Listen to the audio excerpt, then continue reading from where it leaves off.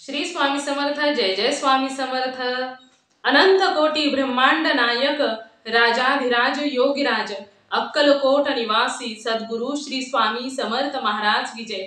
कसे आहात सर्व स्वामी भक्तांनो?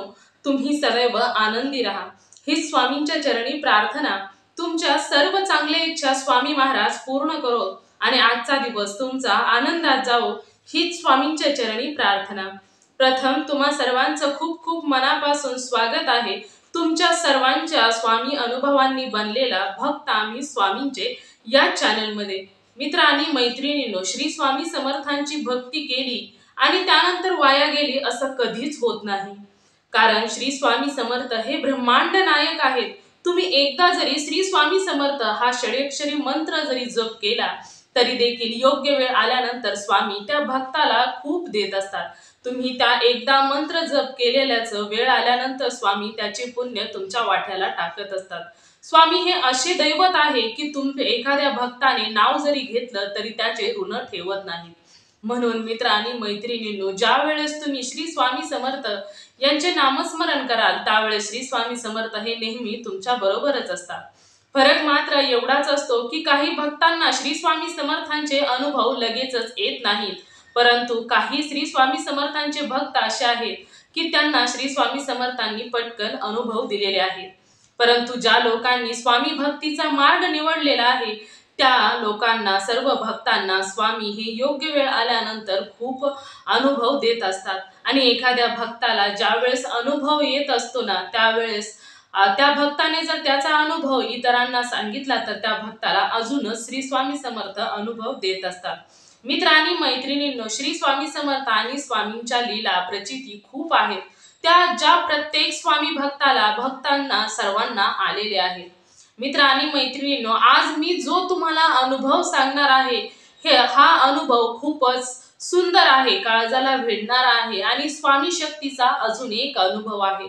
तुम्ही सर्वांनी श्री स्वामी समर्थांच्या अनेक अनुभव पाहिले असतील, ऐकले असतील, मनामध्ये उतरवले असतील, परंतु आज मी जो तुम्हाला श्री स्वामी समर्थांचा अनुभव सांगितलेला आहे तो अनुभव यापूर्वी सर्व अनुभवांपेक्षा खूप वेगळा अनुभव आहे। जसं मी प्रत्येक वेळी सांगत असते की श्री स्वामी समर्थ आणि स्वामींच्या लीला अगाध आहेत। स्वामी हे असे दैवत आहे की जिथे श्री स्वामी समर्थांचं ज्या भक्ताने मनापासून नाव घेतलं त्या भक्ताला साथ ही श्री स्वामी समर्थ देत असतात। एवढंच काय तर स्वामी त्याच्या नावा म्हणजे जसं मनातून त्याने नाव घेतलं तसे स्वामी त्याच्या जवळ असतात। मित्र आणि मैत्रिणींनो, फक्त श्री स्वामी समर्थांना पाहण्याची दृष्टी लागते। कधी कधी काही लोकांना असं वाटतं की आपल्या जवळ कोणीतरी आहे। ज्यावेळेस पॉझिटिव्ह शक्ती असते त्यावेळेस ते काहीतरी सुंदर असा वास येत असतो, म्हणजे चंदनाचा, किंवा ज्यावेळेस आपल्याला वेगळा एक सुंदर वास येत असतो त्यावेळेस तिथे स्वामी शक्ती ही आपल्या जवळ सूक्ष्म स्वरूपामध्ये अस्तित्वात असते। मित्र आणि मैत्रिणींनो, श्री स्वामी समर्थ ज्यावेळेस आपण विश्वासाने स्वामींची सेवा करतो ना त्यावेळेस स्वामींसाठी कोणतीच गोष्ट अशक्य नाही। स्वामी जसे म्हणतात की म्हणजे स्वामी हे असे दैवत आहे की अशक्य ही शक्य करणारे स्वामी आहेत। आणि नेमकं याच पद्धतीने मात्र फरक एवढा असतो की विश्वास जिंकत असतो। प्रत्येक वेळी तुमचा त्या देवावरती किती विश्वास आहे हे खूप महत्त्वाचं आहे। आणि आजच्या या स्वामी अनुभवातून तुम्हा सर्वांना हेच समजणार आहे की विश्वास ठेवल्यानंतर कोणतीच गोष्ट अशक्य नसते। मित्र आणि मैत्रिणींनो, आजचा अनुभव आहे तो माहूरगड येथे राहणाऱ्या एका दादांचा अनुभव आहे। हे माहूरगड हे नांदेड जिल्ह्यामध्ये येते आणि तेथे असणारा माहूरगड येथील हा दादा, या दादांचा अनुभव खूपच काळजाला भिडणारा अनुभव आहे। चला तर मग त्या दादांच्या शब्दामध्ये ऐकूया त्यांच्या आयुष्यामध्ये श्री स्वामी समर्थांचा चमत्कार काय झाला। चला तर मग दादा सांगायला सुरुवात करतात। सर्वात प्रथम सर्व स्वामी भक्तांना श्री स्वामी समर्थ, जय जय स्वामी समर्थ। मी माहूरगड येथे राहणार आहे आणि मी जेव्हा माझे 20 वर्ष माझ्या वयाला झाले होते तेव्हापासून मी श्री स्वामी समर्थांच्या सेवेमध्ये आहे। कंप्लीट 12 वर्ष स्वामींची वेड्यागत सेवा केली। कधीच एक गोष्ट सुद्धा, साधी गोष्ट सुद्धा मागितली नाही स्वामींकडे, कधीच काहीच नाही, फक्त स्वामींची सेवा करायची। मला हे हवं आहे, मला ते हवं आहे, काही सुद्धा नाही, निस्वार्थ भावनेने आणि विश्वासाने स्वामींची सेवा केली। आणि त्यानंतर हळूहळू असं झालं की माझं म्हणजे माझे आई वडील हे शेतकरी होते, माझी वडिलांची भरपूर शेती होती, माझ्या शेतीला जोडधंदा म्हणून माझ्याकडे जनावरं देखील होती आणि माझं असं होतं की मी कंप्लीट 12 वर्ष स्वामी सेवेत घालवली आणि ज्यांच्याकडे ज्यांना मी गुरु मानलं होतं, ज्यांना मी बाबा म्हणत होतो, ते देखील खूप स्वामींचे मोठे सेवेकरी होते आणि ते देखील माहूरगड तेथेच राहतात आणि त्यांचं ते असं होतं की त्यांना सर्व गोष्टी माहीत असतात आणि माझ्या मते तर एक स्वामींचं दैवी रूप आहे ते आणि आम्ही तर त्यांना स्वामीच म्हणतो, कारण हे स्वामींचं रूप आहे आणि स्वामींचं प्रत्येक गोष्ट त्यांना सांगण्या अगोदर माहीत होत असते. हे आमचे बाबा आणि त्यांना आम्ही महाराज किंवा स्वामीच म्हणत असतो. आणि जेव्हा जेव्हा माझ्या आयुष्यामध्ये ते म्हणजे जेव्हापासून मी त्यांच्याकडे सेवा करायला जाऊ लागलो, तेव्हापासून मला स्वामींचं एवढं वेड लागलं, म्हणजे वयाच्या 20व्या वर्षापासून स्वामी सेवेचं वेड लागलं होतं आणि कंप्लीट 12 वर्षामध्ये एवढी निस्वार्थ भावनेने भक्ती केली आणि ते मला स्वामी देखील म्हणायचे. आता तुम्ही सर्वांनी समजून जा की ते बाबा म्हणजे माझ्यासाठी स्वामीच होते आणि ते सर्व काही स्वामींची मला स्वामींविषयी तारक मंत्राची माहिती सांगायचे, नामस्मरणाची माहिती सांगायचे आणि माझ्या मनामध्ये सतत श्री स्वामी समर्थांचं नामस्मरण चालू असायचं. म्हणजे मी कधीच असं नाही की मी एखादं काम करतो आहे आणि स्वामींचं नामस्मरण बंद आहे, असं नव्हतं. मला गावामध्ये सर्व लोक मला म्हणायची की हा वेडा आहे स्वामींसाठी, याला कशाचंच भान राहत नाही, ना जेवणाचं भान राहतं, ना पाणी पिण्याचं भान राहतं, नाही कोणत्या कामाचं भान राहतं. हा दिवस रात्र फक्त श्री स्वामी समर्थ, श्री स्वामी समर्थ, श्री स्वामी समर्थ करत असतो, याला कशाचंच भान राहत नाही.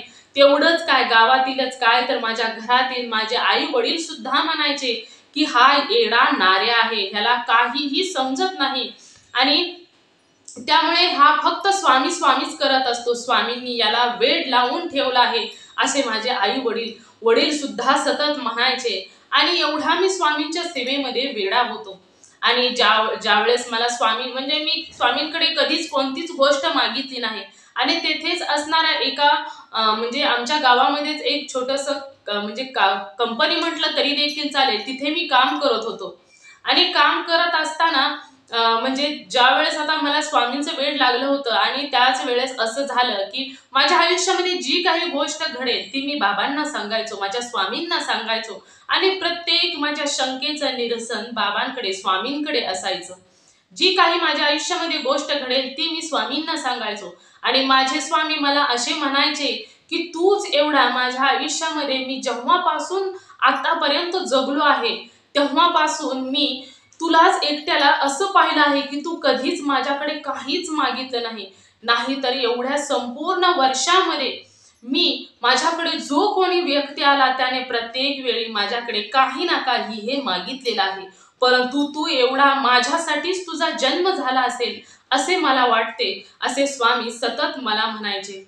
आणि स्वामींविषयी सांगायचं म्हटलं तर त्यांनी त्यांची इच्छा सर्वांसाठी दान केली होती. म्हणजे त्यांची इच्छा म्हणजे आपलं मन जसं पळत असतं एखाद्या गोष्टीकडे, एखाद्या सुंदर वस्तूकडे, तसं त्यांचं मन कशाकडेच पळत नसतं नाही आहे. आणि ज्यावेळेस एखादी लोक स्वामींना दक्षिणा वगैरे काहीही देत असतील, त्यांनी कधीच कोणालाच काही सुद्धा मागितलेलं नाही, फक्त सर्वांची सेवा करत असतात. आणि ते माहूरगड येथे एका टेकडीच्या शेजारीच म्हणजे तेथे खाली राहत असतात ते स्वामी आणि त्यांचं खरोखरच खूप पुण्यवान लोकांना त्यांचं दर्शन घडतं.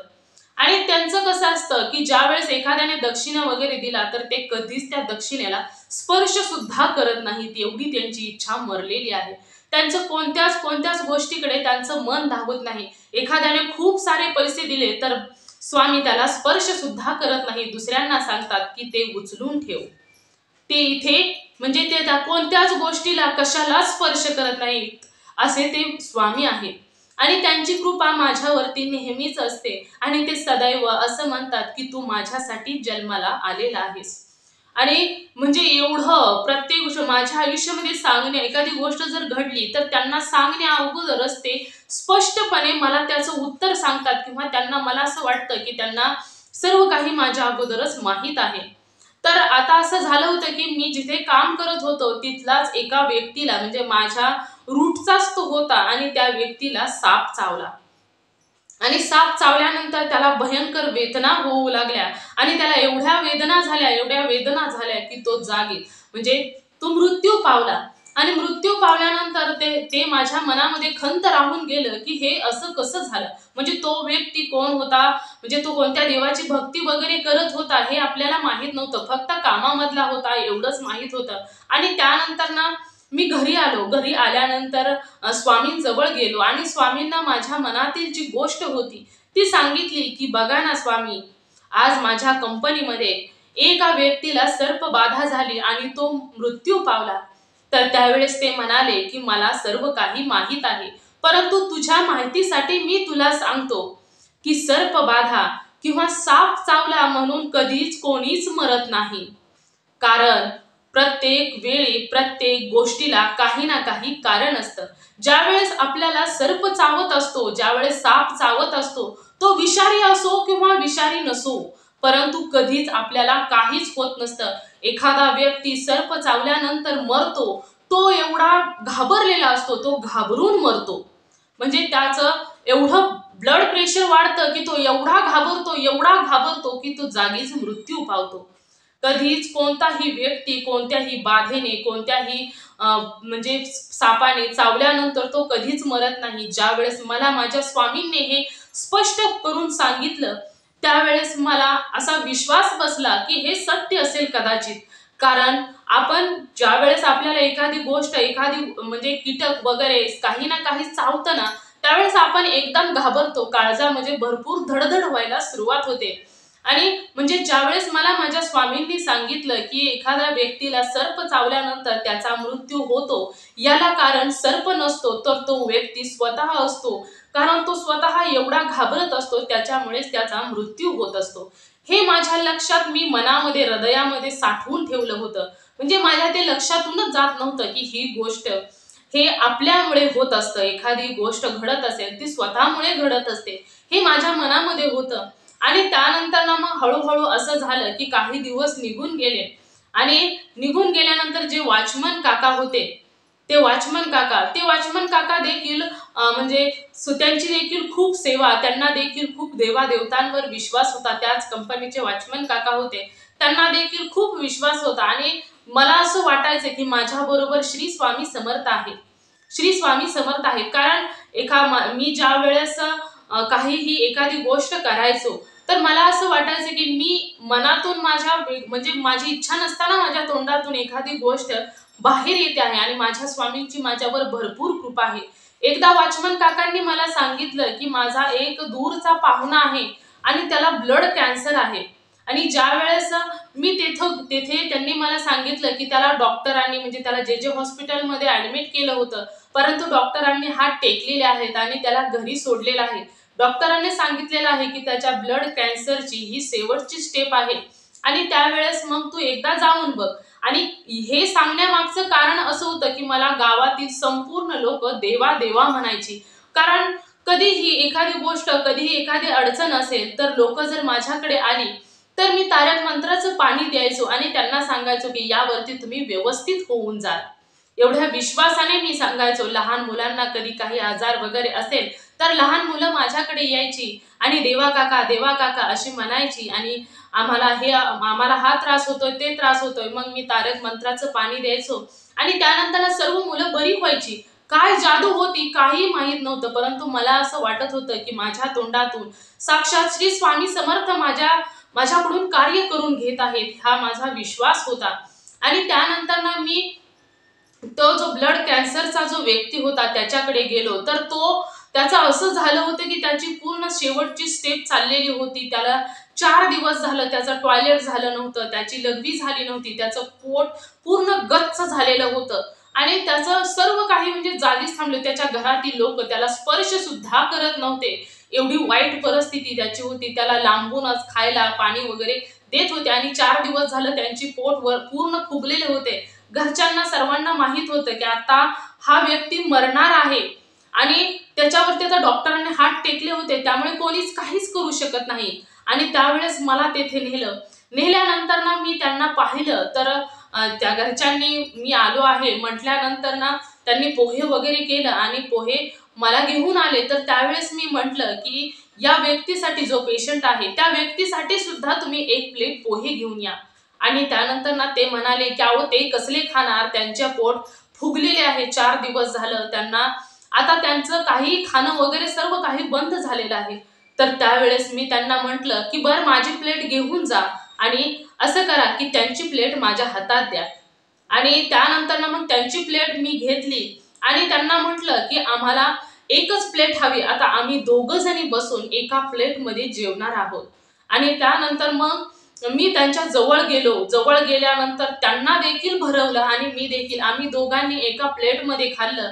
तर त्याच व्यक्तीचा जो मुलगा होता, तो मुलगा म्हणत होता की अहो त्यांच्या जवळ कशाला तुम्ही जाऊन बसता आहात, तुम्हाला देखील बाधा होईल आणि तुम्ही देखील आजारी पडाल. तर त्यावेळेस मी त्यांना म्हटलं की मला काहीही होत नाही, कारण या व्यक्तीची अशी अवस्था झाली होती की माझ्या डोळ्यातून पाणी येत होतं. आणि त्याची जी वंशज होती, त्याची जी मुलं होती, तीच मुलं स्वतः म्हणत होती की तुम्ही त्याच्या जवळ जाऊ नका. परंतु मी ऐकलं नाही आणि मी आणि त्या पेशंटने दोघांनीही एकत्र एका प्लेट मधलं खाल्लं. आणि त्यानंतर त्यांच्या मुलाने त्यांची परिस्थिती सांगितली की आता काही दिवसात, काही वेळेत, काही तासांचाच वेळ त्यांना दिलेला आहे, म्हणजे काही दिवस देखील लागतील किंवा काही तासात त्यांचा मृत्यू होईल. आणि ज्या वेळेस असा व्यक्ती घरी आला आहे की या व्यक्तीला बरा करणारा व्यक्ती घरी आला आहे, तर त्यावेळेस गावची, शेजापाजारची जी लोक असतात, त्या गावामध्ये राहणारी ती लोक देखील गोळा झाली पाहण्यासाठी की कोण असा आहे व्यक्ती की तो या शेवटच्या स्टेपवर असलेल्या ब्लड कॅन्सरवाल्या व्यक्तीला बरा करतो आहे, हे पाहण्यासाठी काही लोक देखील आले. आणि माझ्या डोक्यामध्ये कोणत्याच प्रकारचं नियोजन नव्हतं की मी आता यांना कोणतं औषध देऊ, काय करू, काहीही नव्हतं. मला खरं सांगायचं म्हटलं तर तेथील परिस्थिती सुद्धा माहीत नव्हती. मला फक्त वॉचमन काकांनी हे सांगितलेलं होतं की माझा पाहुणा खूप आजारी आहे, डॉक्टरांनी हात टेकले आहेत, चला तुमच्याकडून काय होतंय का ते बघा.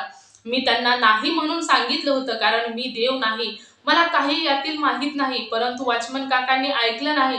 ते म्हणाले की कदाचित जाऊन नुसतं तुम्ही बघा तरी, ना का काय होईना, डॉक्टरांनी सर्व आशा सोडून दिली आहे, परंतु शेवटचा प्रयत्न म्हणून त्या व्यक्तीच्या थोड्या तरी त्रास आपण कमी करू शकतो, या विचाराने मी देखील आलो. चला म्हटलं, काही स्वामींची इच्छा असेल, त्यामुळेच वॉचमन काका माझ्या जवळ हट्ट पकडत आहे. आणि त्यावेळेस त्या पेशंटची अवस्था पाहिल्यानंतर काय झालं, कसं झालं मला काही माहित नाही. आणि माझ्या तोंडातून एकदम असं गेलं की तुम्ही पांढऱ्या म्हणजे देशी गाईचं काही थोडंसं गोमूत्र घेऊन या, असं माझ्या तोंडातून गेलं. मी याविषयी कोणत्याच पद्धतीचा विचार केला नव्हता की पुढे जाऊन आपल्याला काय करावं लागेल. आणि त्यानंतर मग अशा पद्धतीने विचार केला, आणि म्हणजे विचार केलाच नव्हता आणि अचानकच तोंडातून गेलं की तुम्ही यांच्यासाठी थोडंसं गोमूत्र घेऊन या, शुद्ध गाईचं, म्हणजे जी पांढरी गाय असते, खिल्लारी गाय, त्या गाईचं तुम्ही गोमूत्र घेऊन या. आणि त्या गाईचं गोमूत्र 1 कप आणायला सांगितलं. आणि 1 कप गाईचं गोमूत्र आणलं.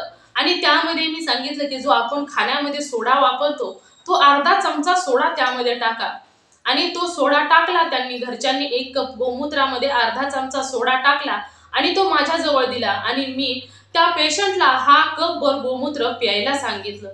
यामध्ये मी कोणत्याच प्रकारचं नियोजन केलं नव्हतं की मी तिथे गेल्यानंतर त्यांना हे करायला सांगेन.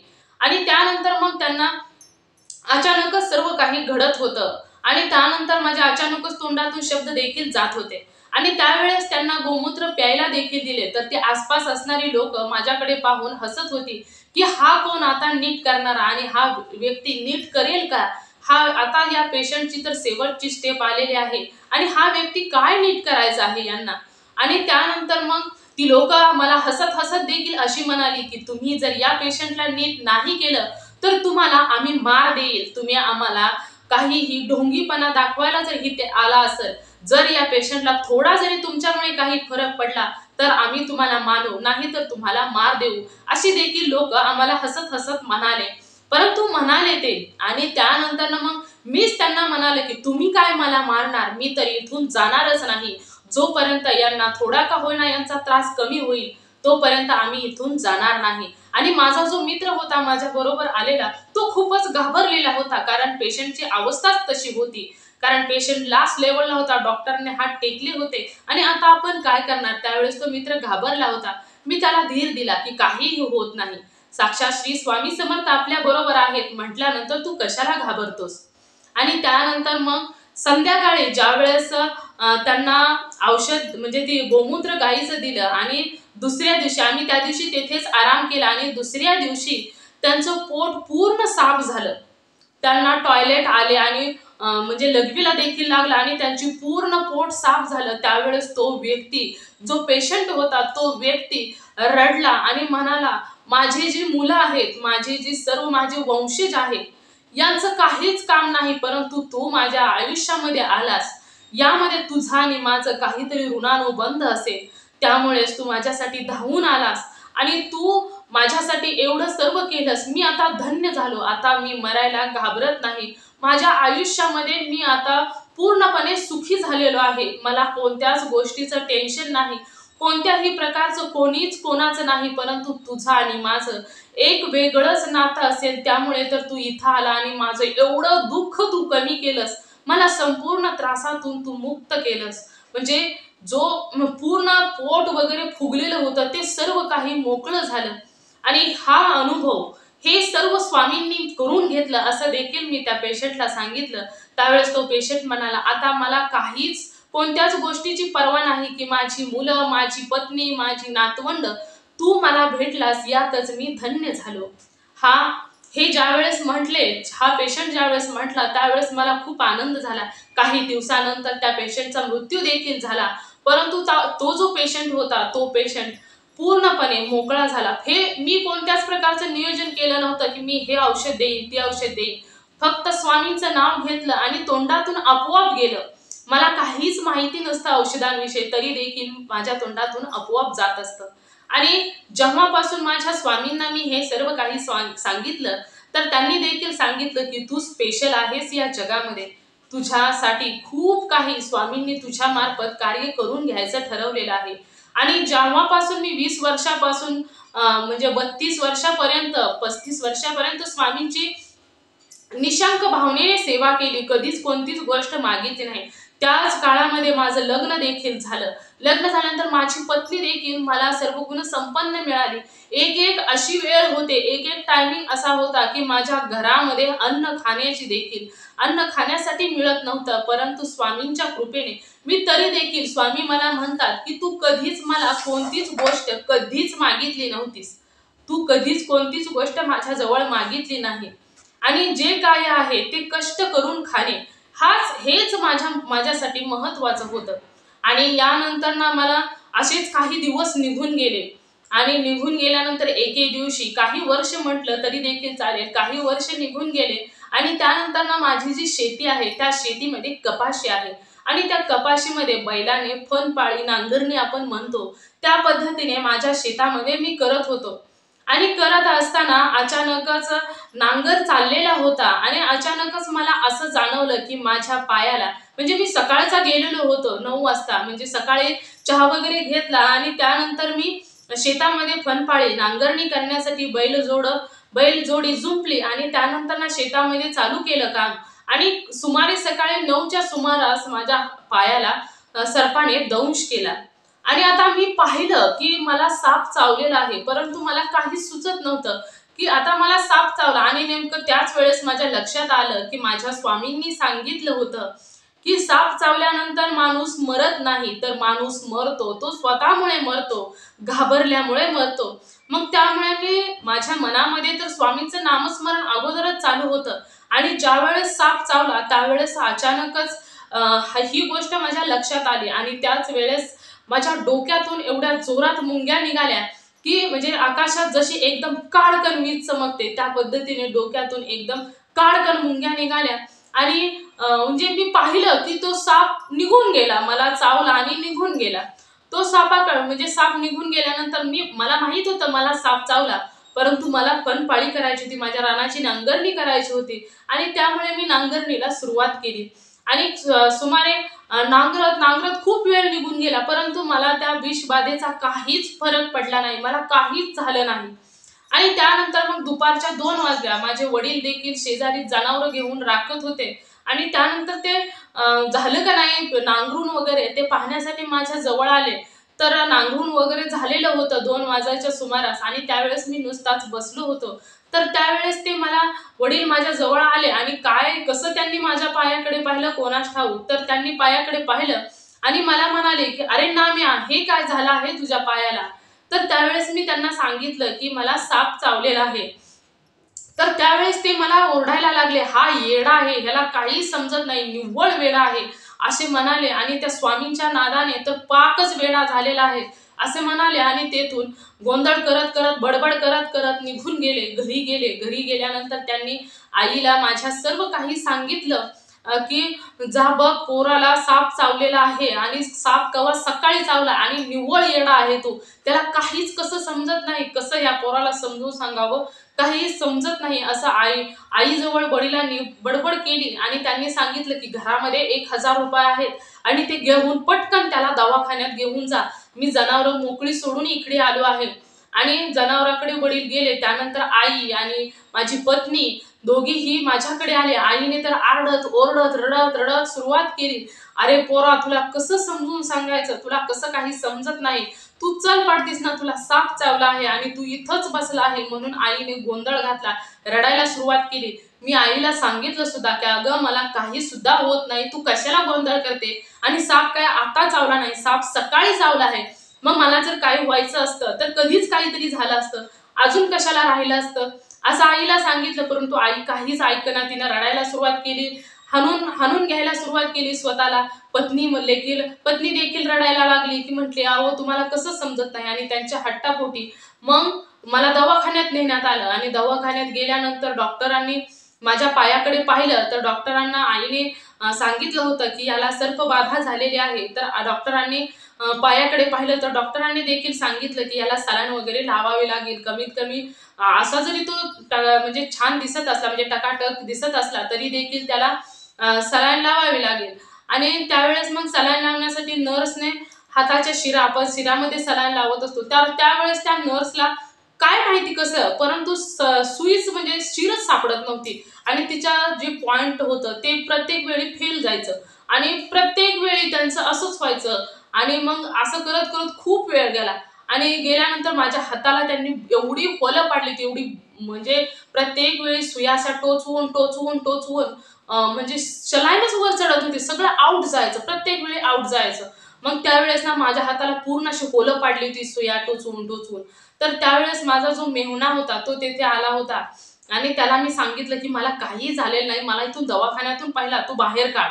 आणि त्यावेळेस त्यांना देखील विश्वास पटला की यांना काहीच झालेलं नाही. मी त्यांना विश्वासात घेऊन सांगितलं आणि त्यानंतर तो डॉक्टरांना म्हणाला की यांना आम्ही चांगल्या हॉस्पिटलमध्ये घेऊन जातो. आता इथं काय तुमच्याशाने इलाज म्हणजे तुमच्याकडून सलाईनच चढेना, तर मी दुसऱ्या दवाखान्यात जातो असं डॉक्टरांना सांगितलं आणि त्यानंतर ते तेथून बाहेर आले. बाहेर आल्यानंतर मी म्हटलं माझ्या पत्नीला की चल आपण तुझ्या घरी जाऊया, 1 दिवस तेथे राहूया आणि परत येऊया मग इकडे. आणि मग आम्ही तिघजण गेलो, सासरवाडीला मी गेलो. तेथे गेल्यानंतर असं असतं की ज्यांना सर्पबाधा झालेली आहे तर त्या लोकांनी भात वगैरे खायचा नसतो, असं असतं. आणि नेमकं मी ज्यावेळेस घरी गेलो तर सासूबाईंनी भातच केलेला होता आणि म्हणजे आम्हाला दुपारच्या पुढं टायमिंग गेला होता. मग सासूबाईंनी मसाल्याचा भात केला होता. मग म्हटलं की सासूबाई देखील म्हणाल्या की म्हणजे भात वगैरे जावयाला आता खायचा नाही, सर्पबाधा झाली आहे, तर मी दुसरं जेवण बनवते.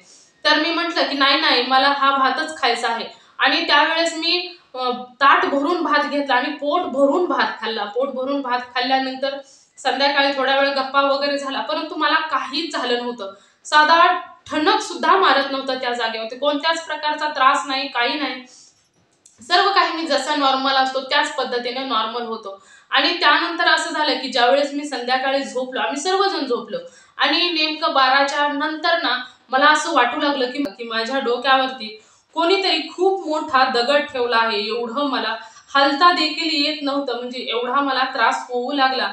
आणि तसंच तसंच मी वेळ काही गेला आणि मनामध्ये तर श्री स्वामी समर्थांचं नामस्मरण सदैव माझ्या चालू असायचं. आणि नंतर ज्यावेळेस पहाटेचे 3 वाजले म्हणजे ब्रह्ममुहूर्त आला आणि ब्रह्ममुहूर्तावर नंतर स्वामींचं नामस्मरण मनामध्ये चालू होतं आणि हळूहळू हळूहळू जसा जसा वेळ जाईल ब्रह्ममुहूर्ताचा सुरुवात झाली आणि तेव्हा हळूहळू माझ्या डोक्यावरचं ओझं आपोआपच कमी झालं.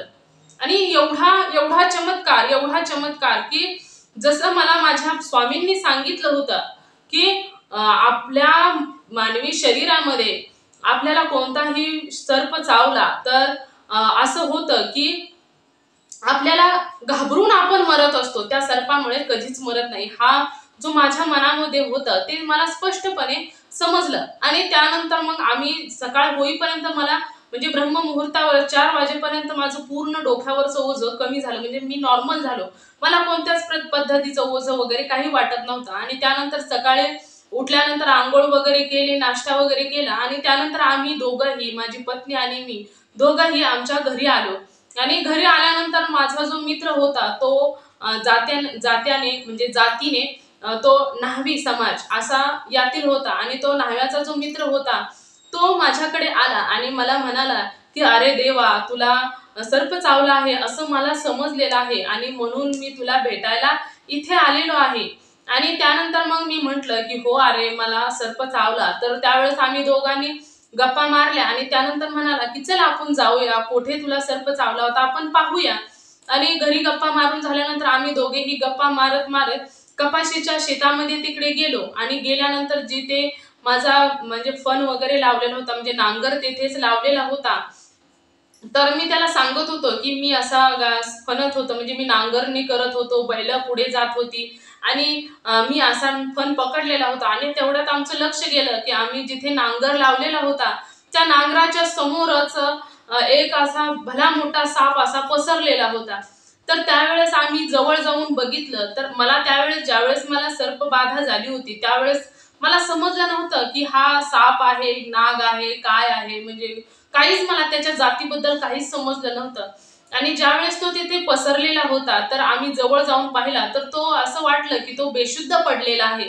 आणि बेशुद्ध पडलेला आहे म्हटल्यानंतर आम्ही त्याला वगैरे काठीने वगैरे हलवलं, परंतु तो काहीच हलला नाही. तर आम्ही पाहिलं की तो बेशुद्ध आहे. आणि त्यानंतर त्याने तो म्हणाला की अरे, हा साप नसून हा प्युअर नाग आहे आणि असा नाग जर चावला ना तर माणूस पाणी सुद्धा मागत नाही, एवढा हा विषारी नाग असतो. खरेच रे देवा, तुझ्यावर देवाचीच कृपा आहे, परमेश्वराचीच कृपा आहे, त्यामुळेच तुला काही झालं नाही, असा तो मित्र मला म्हणाला. आणि त्यानंतर त्याला काय झालं कोणास ठाऊक, परंतु त्या सापाचा, त्या नागाचा जास्तच राग आला. आणि त्यानंतर तो म्हणाला की याला आता मी मारूनच टाकतो.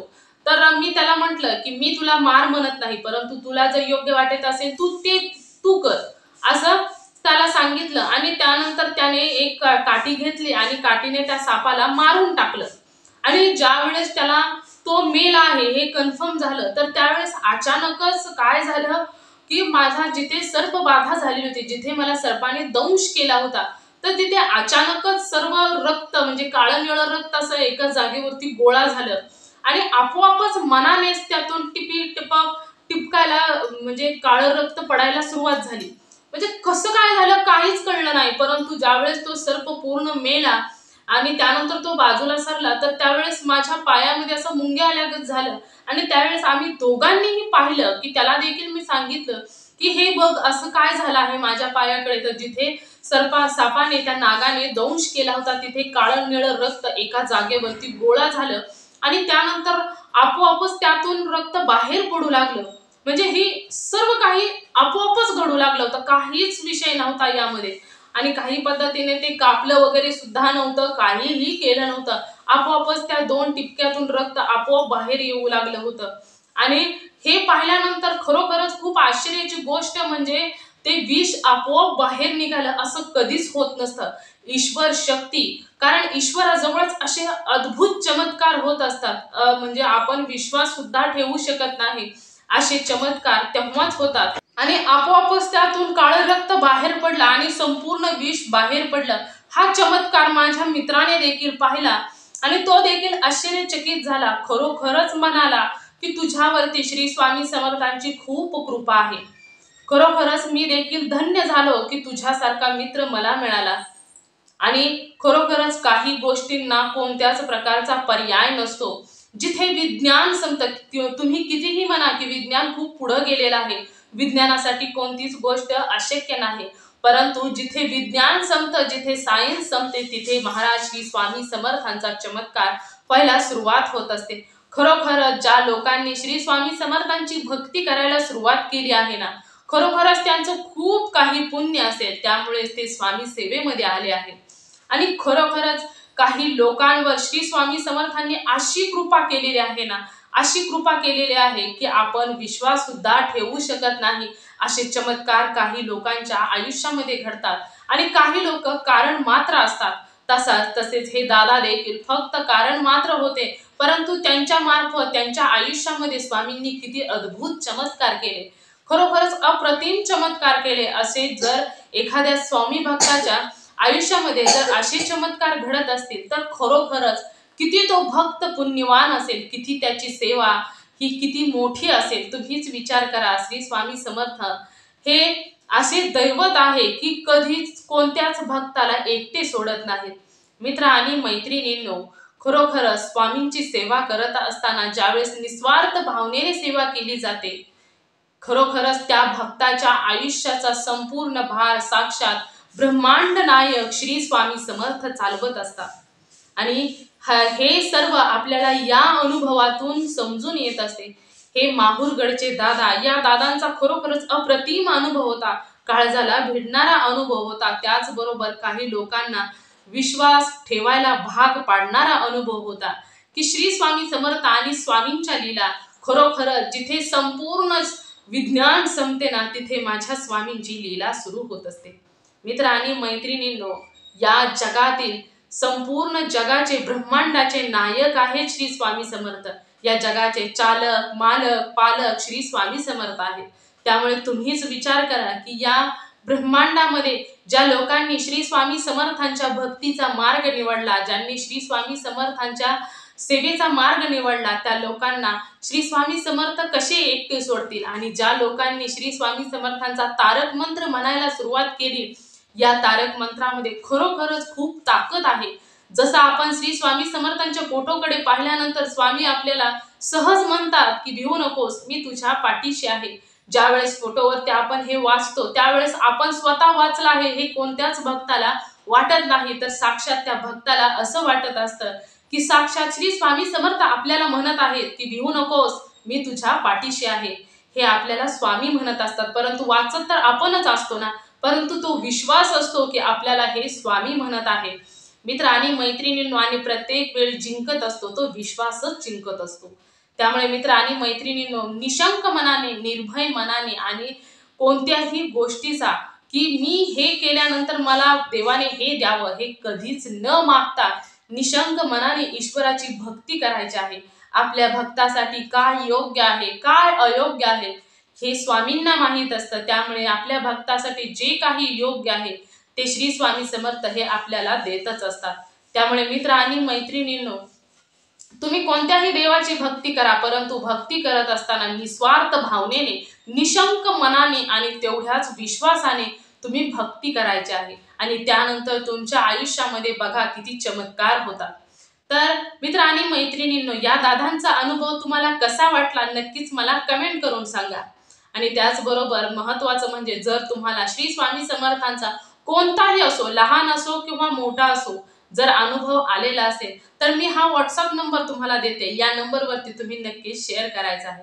तर मित्र आणि मैत्रिणींनो, तुम्ही सर्वांनी मिळून माझा व्हिडिओ शेवटपर्यंत ऐकला त्याबद्दल मी मनापासून तुम्हा सर्वांची खूप खूप आभारी आहे.